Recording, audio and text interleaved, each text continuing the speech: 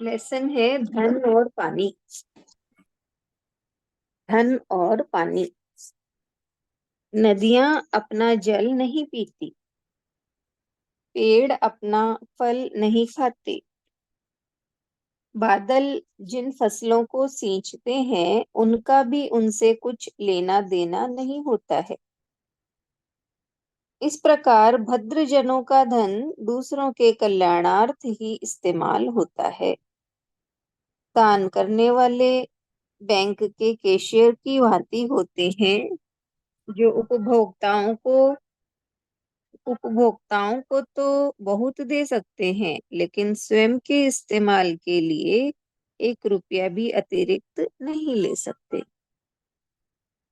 दान के लिए वर्तमान सर्वोत्तम है, क्योंकि कोई नहीं जानता कि वह कल होगा या नहीं। महाभारत की बात है कि युधिष्ठिर के पास एक भिक्षुक आया। उसने कुछ दान की याचना की। युधिष्ठिर ने उसे कल आने को कहकर वापस भेज दिया। इस पर भीम ने खुश होने का नाटकीय ढंग से प्रदर्शन शुरू कर दिया। जब लोगों ने उनसे इस खुशी का कारण पूछा तो भीम ने कहा भैया ने मृत्यु पर विजय पा ली है। कल तक तो वह अवश्य जीवित रहेंगे, तभी याचक को कल आने को कहा है।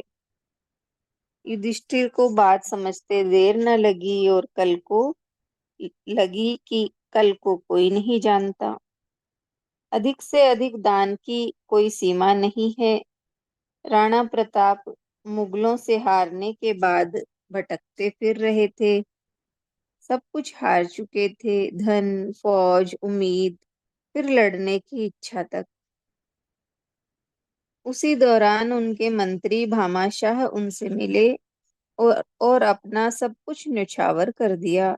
उसी के सहारे राणा प्रताप फिर से अपनी फौज खड़ी कर सके। दान से तात्पर्य सिर्फ मौद्रिक दान से नहीं है। दे तो कुछ भी हो सकता है, फूल, मुस्कान या किसी के लिए 2 अच्छे शब्द। महत्वपूर्ण यह नहीं है कि क्या दिया गया, बल्कि महत्वपूर्ण यह है कि दान दिया कैसे गया।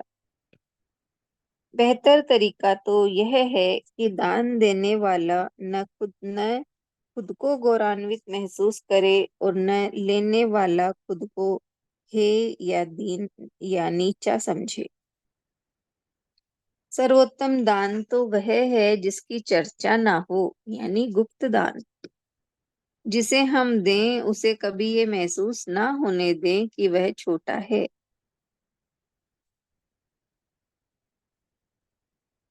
दे तो शालीनता के साथ।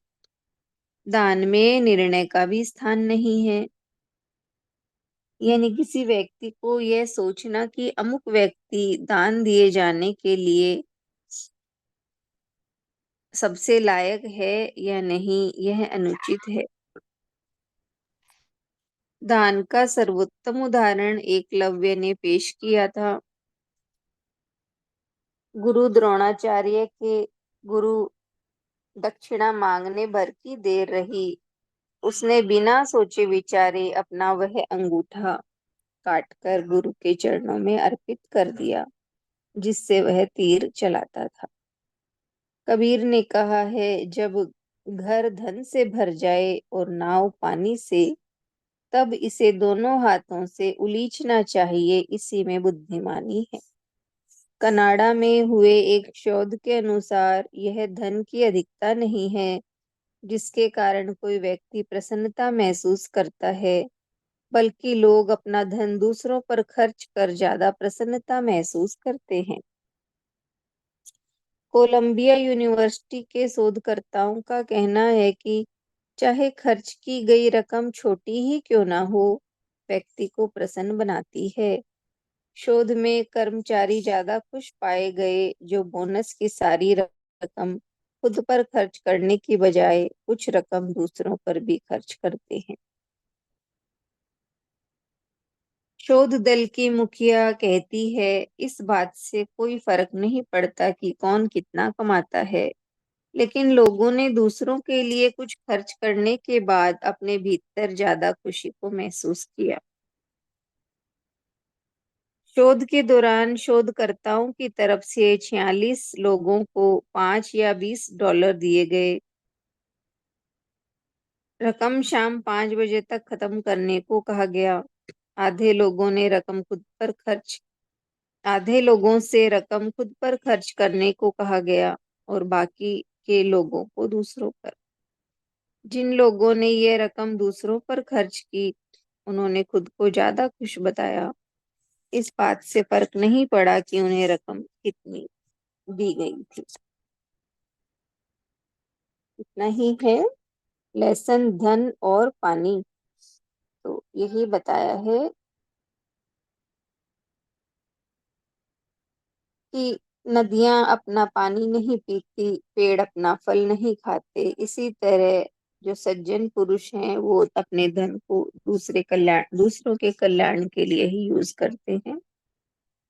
और दान के लिए समय वर्तमान बताया है, सर्वोत्तम समय वर्तमान है, क्योंकि कोई नहीं जानता कल होगा या नहीं होगा। युधिष्ठिर के उदाहरण से समझाया। और दान की कोई सीमा नहीं होती। जिस तरह से राणा प्रताप को उनके मंत्री भामाशाह ने अपना सब कुछ राणा प्रताप के लिए न्यौछावर कर दिया, उसी के सहारे राणा प्रताप अपनी फौज खड़ी कर सके। तो अधिक से अधिक दान की कोई सीमा नहीं है। दान के लिए वर्तमान सर्वोत्तम है। और दान हम केवल धन ही नहीं दे सकते, फूल, मुस्कान, किसी को अच्छे शब्द, ये भी दे सकते हैं। और दान देते समय ना हम खुद गौरवान्वित करें और ना ही किसी देने जो ले रहा है उसको शर्मिंदा महसूस होने दें, यानी गुप्त दान करें।